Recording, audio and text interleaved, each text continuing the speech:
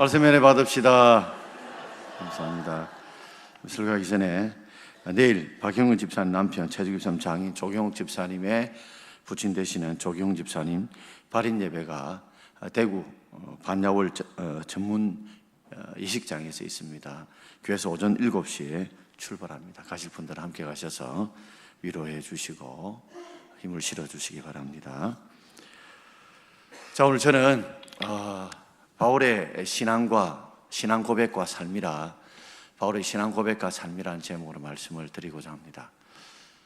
은퇴하셨던 우리 장로님들은 어쨌든 백전노장이십니다. 오늘날까지 우리 동막교가 이렇게 영육간에 성장할 수 있던 것들은 다 우리 장로님들의, 또 우리 은퇴하신 권사님들, 집사님들의 땀과 수가 눈물이 있었던 그 바탕 위에 이만큼 성장한 줄 압니다. 한때는 당에서 여러 가지 함께 하나님 일을 언언하다가 막 물러나셔도 이렇게 함께 열심히 또 소그룹 모임을 통해서 함께 교회를 위해 기도하고 인내주신 여러분께 고마운 말씀 드리면서 오늘 바울의 신앙 고백과 삶이라는 제목으로 말씀을 드리고자 합니다. 석가모니가 죽었다가 인도에서 석가모니 뼈가 발견됐다 해서 인도에서 난리가 난 적이 있습니다. 수많은 인도의 사람들이 석가모니 뼈가 전시된 것들을 보기 위해서 몰려들었고, 그걸 보고 울고 또 감격해했던 많은 사람들을 보면서 인도의 선교사가 이런 말을 했다고 그래요.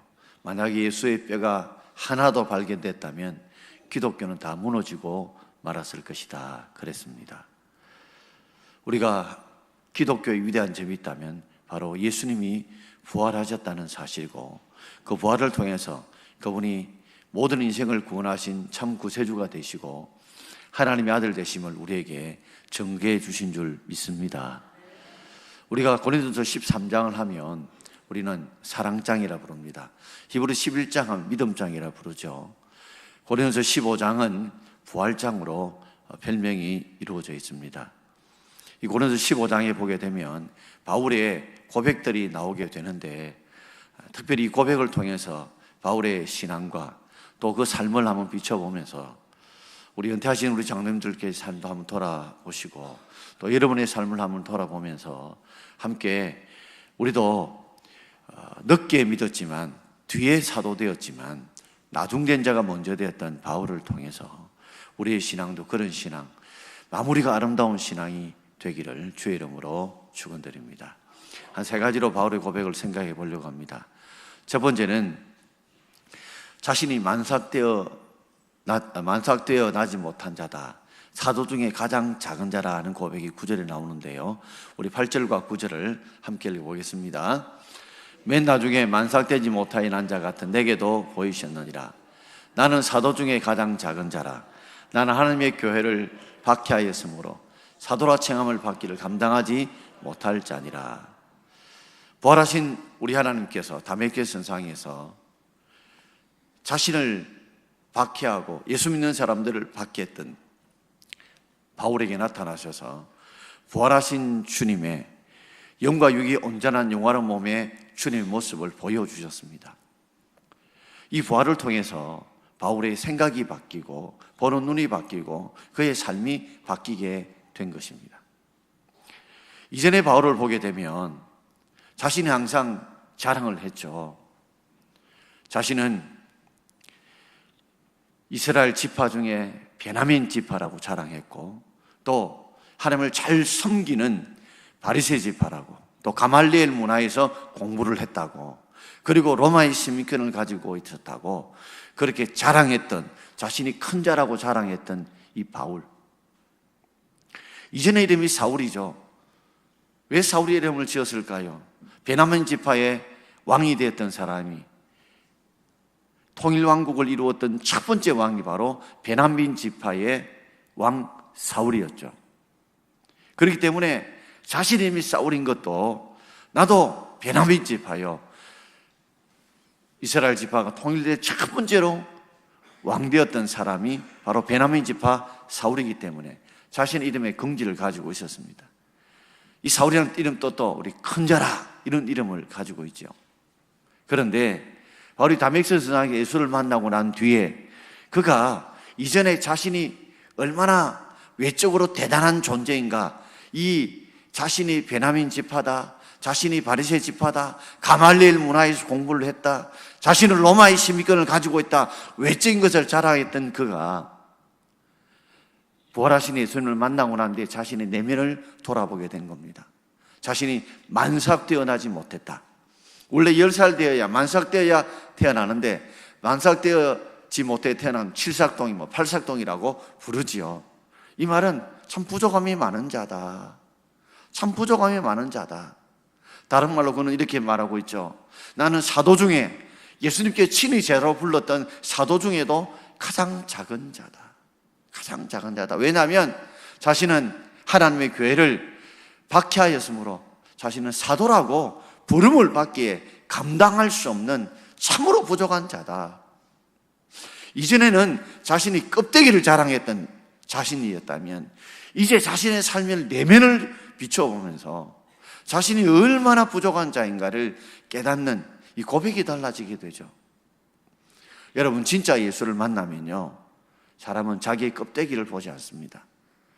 자기가 얼마나 베냐민 지파다, 바리새 지파다, 가말리엘 문화에서 공부했다, 나는 로마 시민권을 가지고 있다, 이런 외부적인 내가 얼마나 돈을 많고 얼마나 돈을 많이 벌었고 내 직분이 얼마고 내가 자녀가 얼마나 잘 되었고 내가 얼마나 큰 집에 사는 이런 자랑하는 자가 아니라 하나님 앞에 나의 삶을 돌아보면서 내가 주님 앞에 얼마나 부족한 자인가, 하나님이 베푸신 은혜에 비해서 내가 얼마나 부족한 자인가, 하나님의 은혜가 너무 큰데 거기에 비해서 내가 얼마나 주님 앞에 드리고 바친 것이 부족했던가, 이걸 보는 눈이 생기는 거죠. 영안이 열리게 되는 거죠. 이 생각이 바뀌어지게 되는 거죠.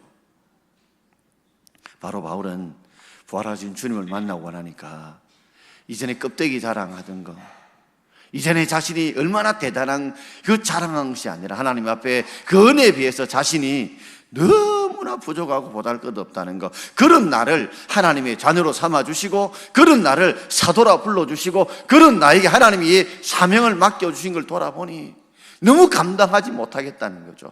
주의 은혜에 비해서 내가 주 앞에 충성했던 것은 너무나 부족하고 너무나 보잘것없다는 것을 바울이 발견한 것입니다. 심지어 디모데전서 1장 15절에 이렇게 말씀하고 있죠. 같이 읽어봅시다. 죄인 중에 내가 괴수라. 죄인 중에 괴수, 내가 두목이다 말이죠. 내가 제일 죄인이다. 자신의 삶을 비춰볼 때 자신의 그 이전에 보이지 않았던 그 허물들, 그 죄악들이 환하게 다 보이는 것입니다. 여러분, 우리 같은 데는 먼지가 없는 것 같이 보여도 아침 햇살에 동체가 쫙 비치면 이 정말 눈에 보이지 않던 그 먼지들이 팍 떠있는 모습들이 보이듯이 하나님의 은혜의 빛이, 그 부활의 능력의 빛이 비춰지니까 세상에 육신으로 보이지 않던 자기 허물들이, 죄악들이 보이면서 나는 죄인 중에 내가 괴수다, 내가 죄인 중에 두목이다, 가장 악랄한 죄인이다 라고 자신의 허물을 돌아보면서 그런 나를 하나님께서 이 하나님의 사명, 전도의 사명, 일꾼의 사명, 이 제자의 사명을 주신 것이 너무나 감사하다는 거예요. 여러분, 인간의 마음이 어떻습니까? 예레미야 우리 17장 9절 말씀을 함께 읽겠습니다. 만물보다 거짓되고 심히 부패한 것은 마음이라. 만물보다 가장 거짓되고 그리고 가장 부패한 것이 사람의 마음입니다. 여러분, 모든 시신 중에 가장 썩으면 가장 심하게 악취나는 것이 무엇인지 아시죠? 사람이 시신입니다. 모든 동물이나 이 시신들 중에서 썩으면 가장 악취가 나는 게 사람의 시신이라고 그래요. 얼마나 사람의 이 마음이 거짓되고 부패된지. 동물들은요, 배부르면 남의 것 사냥 안 합니다. 남의 것 뺏지 않아요. 근데 사람은 내가 배부른데도 불구하고, 내가 먹고 살만함에도 불구하고 남의 것 노리고 남의 것 뺏으려고 하고 넘어뜨리려고 하는 것이 인간의 마음이거든요. 바울은 자신의 마음이 정말 만물보다 거짓되고 부패하다는 것을 깨닫고 그런 나를 하나님이 사도로 불러주신 거, 우리 장로님으로 불러주시고 권사님으로 불러주시고 집사님으로 불러주신 거, 성도로 불러준 것이 얼마나 크냐. 돌아보니 만삭 태어나지 못한 내 사도 중에 가장 작은 자요, 심히 지극히 작은 자 나 같은 자도 불주신 하나님의 은혜가 너무 감사하다는 고백을 하고 있는 것입니다. 여러분, 인간이 정말 하나님의 은혜 아니고는, 예수 그리스도의 은혜가 아니고는 구원받을 수 없다는 죄를 깨달아야, 정말 철저한 죄인됨을 깨달아야 그 사람의 말과 생각과 행동이 정말 바뀌는 줄 믿습니다, 여러분. 그래야 하나님의 은혜가 깨달아지는 거죠. 지금 은퇴하셨지만 광명교회, 이 감리교회를 담임하셨던 김선도 목사님이 계십니다. 그분이 군목 시절에 교육사령부에, 거기에 군목으로 있었는데, 그 교육사령부에 지금 사령관이 별 3개거든요. 그 당시에는 별 몇 개인지 모르겠습니다. 근데 교육사령부 사령관이 있었는데 늘 그분에게 전도를 했답니다. 틈만 나면, 사령관님 예수를 믿으셔야 됩니다, 예수를 믿으셔야 됩니다 했는데, 어느 날 그 교육사령부 사령관이 자신이 오늘은 꼭 교회를 한번 가보고 싶다. 그래서 군목이었던 김성은 깜짝 놀래가, 예, 오십시오. 근데 예배당에 가서 맨 앞자리에 앉더라는 겁니다.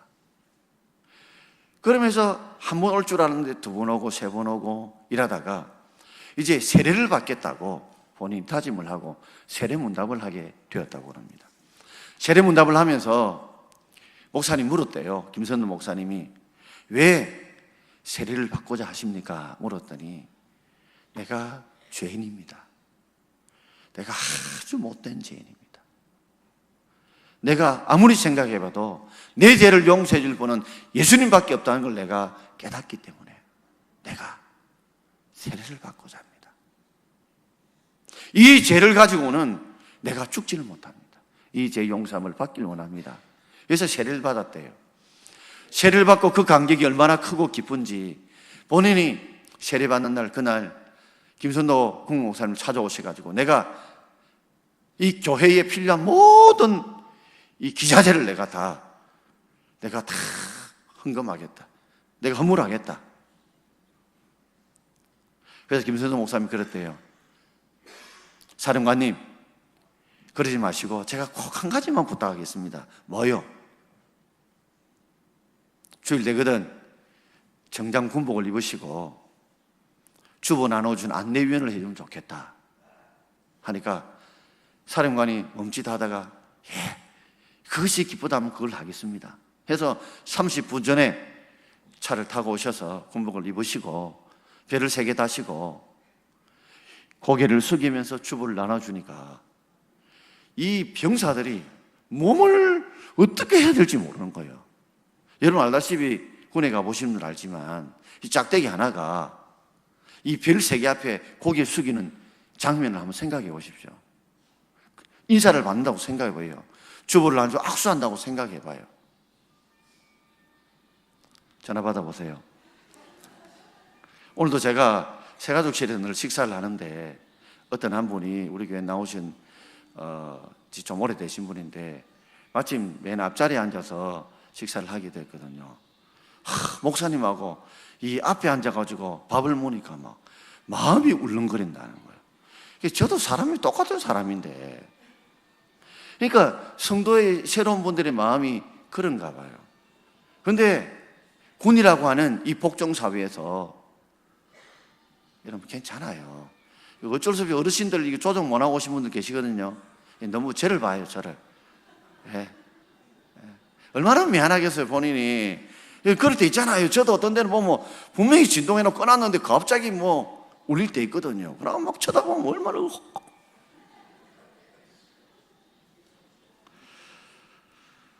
자, 그런데 그분이 이렇게 주보를 나눠주고 인사를 하니까 사병들이 막, 저 중장님이, 사령관님이 예수 믿는 그 하나님 나도 믿고 싶겠다. 그러니까 사령관 믿으니까 옆에 뭐 장교들도 다 믿게 된다. 뭐 교회가 미어 터지게 나온다는 거죠. 그분이 시발점이 그거였대요. 그동안은 자신이 죄인인지를 못했는데 어느 날 내가 죄인임을 깨달으니까 내 마음이 심히 거짓되고 부패하다는 거, 남들 볼 때는 굉장히 깨끗하고 굉장히 대단해 보였던 내가 어느 날 내 속에 음란하고 음큼하고 남들을 갖다 험담하고 남을 걸 빼앗으려고 하고 남을 욕하고 남 잘된 거 못 견디는 자기 마음을 보고 자신이 죄인임을 깨닫고 난 뒤에 변화가 되었다는 겁니다. 여러분 진짜 은혜 받으면 내가 죄인임을 깨달아지고 하나님의 은혜가 얼마나 고마운지를 깨달아지는 줄 알고 그런 은혜가 있기를 주의 이름으로 축원합니다. 두 번째는 이 바울의 신앙의 고백을 보면 그러나 나의 나 된 것은 하나님의 은혜라고 그랬습니다. 우리 10절 말씀을 우리 함께 읽어보겠습니다. 그러나 내가 나 된 것은 하나님의 은혜로 된 것이니 내게 주신 그 은혜가 헛되지 아니하여 내가 모든 사도보다 더 많이 수고하였으나 내가 한 것이 아니요 오직 나와 함께 하신 하나님의 은혜로라. 아멘. 지금 나의 나 된 것은 하나님의 은혜로 된 것이다. 어떤 분들은 혹 이렇게 생각할지 모릅니다. 오늘날 나의 사업이 이만큼 된 것은 예수님의 은혜가 절반이고 내가 열심히 한 게 절반이다. 오늘 우리 애들이 잘 되고 우리의 삶이 이만큼 된 것은 하나님의 은혜도 컸지만 나도 열심히 했다. 이런 생각대로 우리 속에 꿈틀거리고 있지 않나요? 근데 바울의 글을 보면 나의 나 된 것은 100% 하나님의 은혜다. 하나님의 도움이시다. 하나님의 선물이다. 하나님의 복이다고 고백하면서 내게 주신 그 은혜가 헛되지 않아요. 이 말은 하나님이 은혜를 주시는데 그 결과를 보게 되면 내가 모든 사고보다 더 많이 수고했다는 거죠. 하나님의 은혜를 받고 나니까 은혜를 받은 사람은 더 많이 수고하게 되어져 있습니다, 여러분. 하나님의 은혜를 정말 받으면 남보다 더 많이 수고하게 되어 있어요. 혹시 내가 하나님의 수고를 별로 안 한다 싶으면 내가 은혜를 좀 못 받았구나 이렇게 생각하면 됩니다. 바울은 내가 더 많이 수고했다. 이게 뭐예요? 내가 하나님의 은혜를 많이 받았기 때문에 내가 더 많이 수고했다는 거죠. 내가 헌금을 좀 많이 하거든. 내가 돈 잘 벌어서 그런 것보다는 하나님이 내가 재물 복을 많이 주셔서 내가 이렇게 할 수 있었던 이 하나님의 은혜입니다. 내가 매주일마다 하나님 앞에 예배 드릴 수 있는 것은 하나님께서 나라고 예배 드릴 수 있는 믿음을 주셨기 때문입니다. 내가 열심히 봉사할 수 있는 것은 하나님에게 그래도 건강 주시고 믿음 주셔서 내가 봉사할 수 있게 해주신 것이 하나님의 은혜입니다. 이런 고백이 우리 있기를 바랍니다. 그런데 더 놀라운 그 고백은 더 많이 수고했지만 그것조차도 내가 한 것이 아니다. 분명히 자기가 수고했죠. 그런데 그 수고를 오직 그러나 나와 함께 하신 하나님의 은혜로다. 아멘. 나와 함께 하신 하나님이 은혜, 힘을 주시고 나의 하나님께서 나와 함께 하심으로 믿음을 주시고 나와 함께 하나님께서 내게 건강 주셔서 내가 더 많이 수고할 수 있었다는 거죠. 오늘 여러분 우리 삶을 다시 한번 돌아보면서 나의 나됨이 정말 하나님의 은혜란 걸 우리가 정말 깨달을 수 있는 우리의 고백이 있길 바랍니다. 은근히 말이죠. 내가 잘하고 내가 열심히 해서 이런 마음들이 이런 생각들이 있다면 그건 사단 마귀가 주는 생각이에요. 그리고 더 많은 은혜 받았다면 분명히 그 사람은 더 많이 수고하게 되어 있습니다. 그런데 수고함에도 이 바울이 깨닫고 놓치지 않았던 것은 그것조차도 나와 함께 하나님이 해 주셨기 때문에 내가 이만큼 더 많이 수고했다는 것입니다. 이런 고백이 저와 여러분께 있기를 바랍니다. 저는 만약에 제가 주님 앞에 부름을 받았다, 또 마지막 은퇴할 때 돼 있으면 꼭 이 10절 고백을 좀 하고 싶어요. 나의 다 된 것이 하나님의 은혜라. 내가 다른 목사들보다 더 많이 수고하였으나 그것조차도 하나님 주신 오직 함께하신 하나님의 은혜였다. 그리고 마지막 순간에 구주만 생각하여도 그 부르면서 그 찬송 부르며 주님 품에 꼭 가고 싶은 마음이 있습니다. 여러분, 우리도 지금 살아가면서 정말 나의 이만큼 살아갔던 게 하나님 은혜고 더 많이 수고한 하나님 은혜라고 정말 깨닫는다면 우리 정말 하나님 앞에 겸손하지 않을까요? 드리는 것이 아깝지 않고 드리는 것이 기쁘고 감사하지 않을까요? 성 프란체스코에게 제자가 물었대요. 어떻게 이 성 프란체스코 당신같이 위대한 성자가 되셨는지. 그러니까 프란체스코가 했던 말이 유명한 말이 있죠.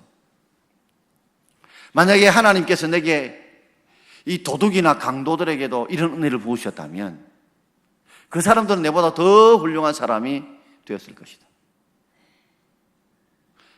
내가 이만큼 남들이 볼 때는 성자같이 보여도 그것조차도 하나님이 내게 그런 은혜를 넘치게 부어주셔서 내가 이렇게 된 것이지, 이게 나의 공로가 아니라는 거죠.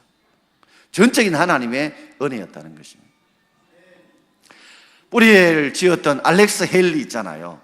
알렉스 헤일리의 사무실에 가보면 담벼 위에다가 거북이가 올려져 있다고 합니다.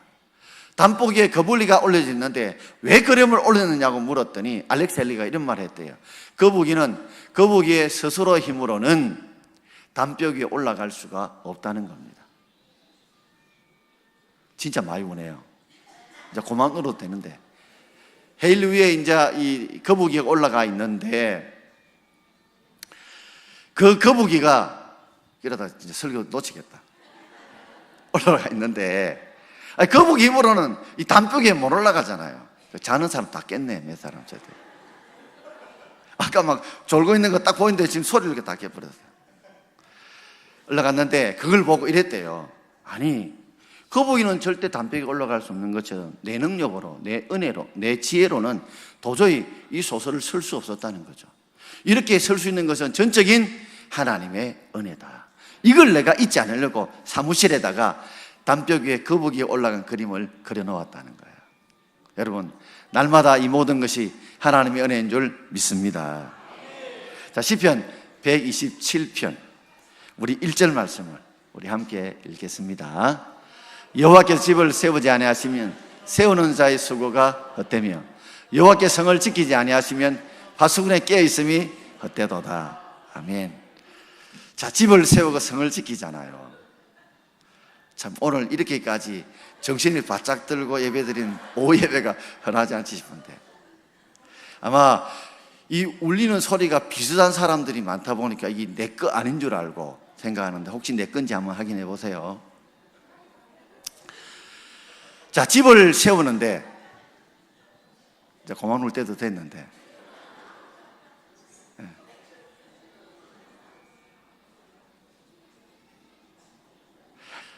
제가 교회 부임하고 알람 소리가 제일 오래 울리는 날인 것 같습니다. 지금도 울고 있죠? 이제 찾았어요?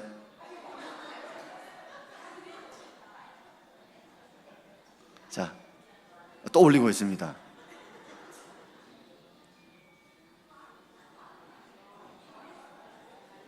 혹시 휴대폰 있으면 한번 지금 들어봐요. 다 한번 휴대폰 있으면 한번 봐봐요. 저쪽인 것 같아요. 저쪽에 울리거든. 이쪽 열에 있는 분만 한번 보세요. 그래도 오후 예배니까 괜찮습니다. 새 가족들이 있는, 죄송합니다. 누구요, 그 사람? 이거, 죄송합니다. 사람 잡을 뻔했네.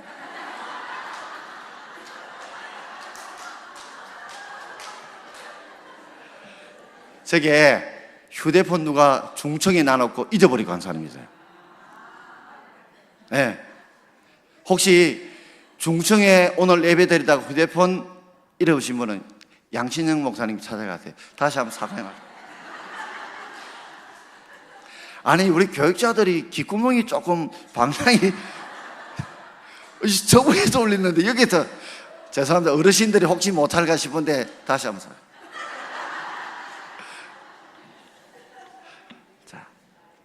야, 이런 거는 제가 지금 목회에 처음 있는 얘기예요.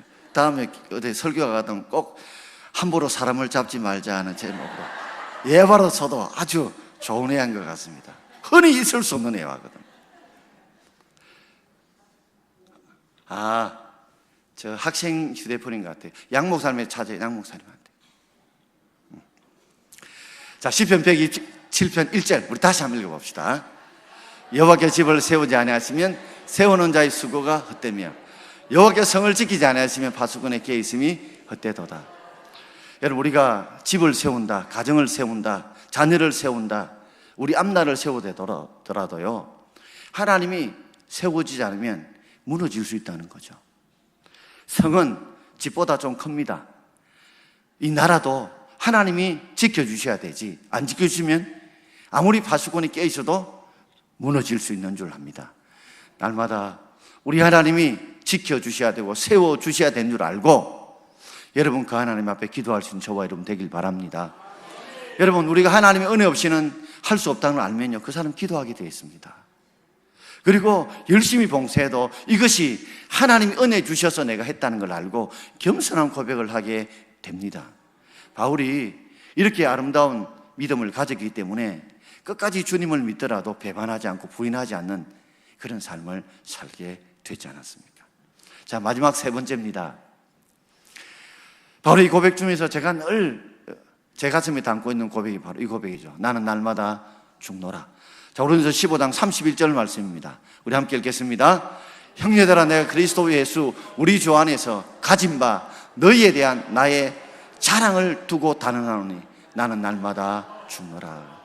단언한다는 건 딱 한마디로 단도직입적으로 말해서 나는 날마다 죽노라. 그의 신앙의 고백이 나는 날마다 죽노라. 목숨이 하나인데 어떻게 날마다 죽습니까? 그럼 무엇이 죽는다는 말입니까? 우리의 생명, 우리의 목숨이 죽는다는 말이 아니지요.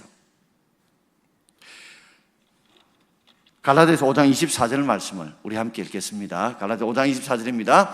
그리스도 예수의 사람들은 육체와 함께 그 정욕과 탐심을 십자가에 못 박았느니라. 아멘. 예수님께서는 육신만 우리 죄를 위해서 십자가에 못 박힌 게 아니라 아버지여 내 뜻대로 마옵시고 아버지의 뜻대로 되길 원합니다. 아버지의 뜻대로 되길 원합니다. 그런 고백으로 자신의 뜻을 십자가에 못 박았습니다. 바로 바울이 날마다 죽는다는 것은 바로 자신 속에 있는 내 뜻, 내 정욕, 내 욕심이죠. 내 정에 있는 욕심과 탐심, 더 갖고자 하는 그런 탐심들을 내가 날마다 십자가에 못 박겠다는 그 고백이죠.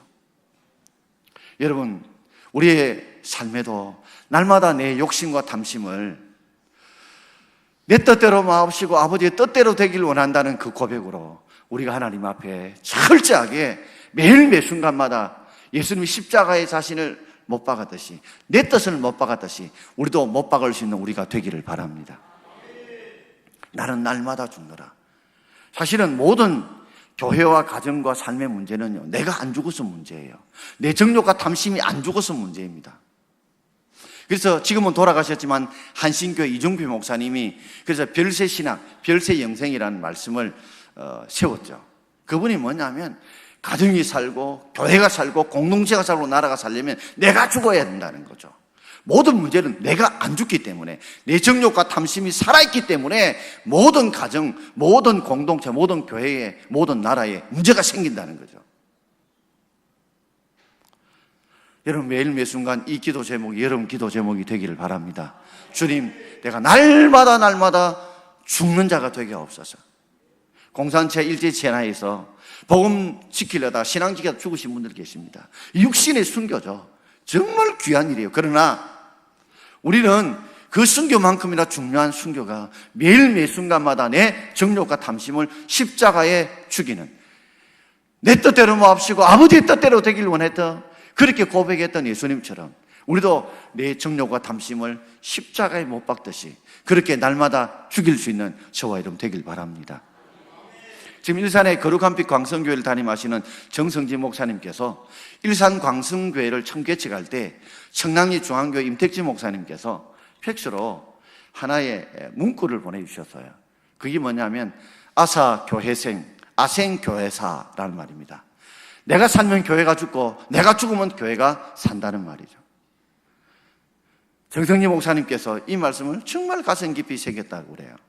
내가 살면 교회가 죽고 내가 죽어야 교회가 산다는 거죠.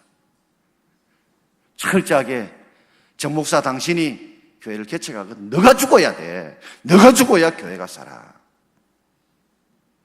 그걸 붙들고 지금까지 목회를 해 오셨다고 합니다. 사랑하는 성도 여러분, 오늘도 내가 사는 것 때문에, 내 욕심이 사는 것 때문에, 내 혈기가 사는 것 때문에, 내 고집이 사는 것 때문에 우리 가정과 우리 공동체와 우리 교회가 무너지고 있지 않는지요. 지금 나라를 보면요, 너무 내가 죽으면 문제가 해결되는데 모든 사람이 너무 살아가지고, 너무 살아서 교회가 이렇게, 이 민족이 이렇게 나라가 힘들고 있지 않는가 생각해 보게 됩니다. 오늘 바울의 세 가지 고백들이 오늘 백전도장이신 우리 장로님들, 우리 모든 성도님들의 날마다 기도의 제목들이 되면 좋겠습니다. 나는 만삭 중에 나지 못한 가장 작은 자다. 나의 나됨이 다 하나님의 은혜다. 내가 더 많이 수고해도 그것조차도 오직 나와 함께 하나님의 은혜다. 나는 날마다 죽노라.